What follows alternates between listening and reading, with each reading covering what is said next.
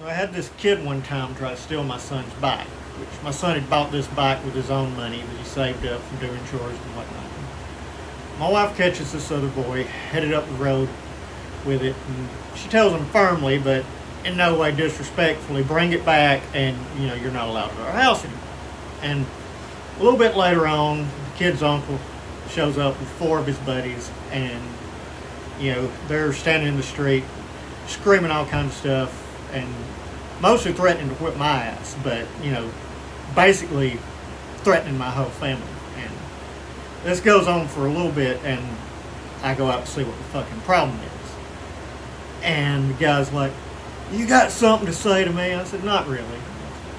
"Yeah, because I'm a bad motherfucker." I'm like, "Dude, you don't know what a bad motherfucker is." And all of a sudden this guy comes up with a chainsaw, which I've had guns pulled on me, been shot at, had knives pulled on me. This is the only son of a bitch that's ever pulled a chainsaw. And I know that makes the situation way more dangerous, and it now has the potential to go deadly.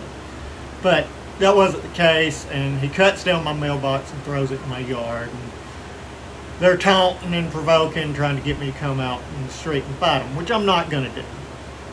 But I sit down and smoke a cigarette, and I'm sizing these guys up, and they're out there continuing to try to escalate the situation.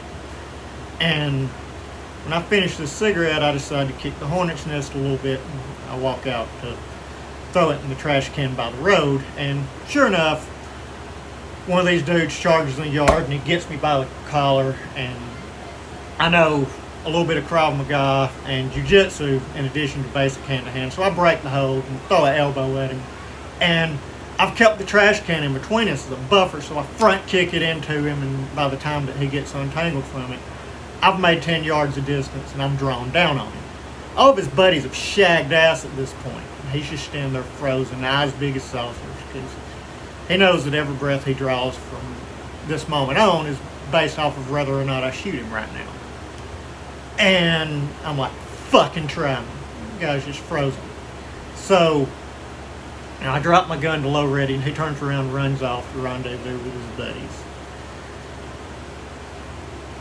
And the problem was I couldn't have called the police at any point because the uncle here, his dad, is a cop, and that's why he's been able to get away with this behavior for so long. It wasn't the first time people had a problem out of it. And the moral of the story is that things can escalate very quickly, and the law isn't necessarily on your side.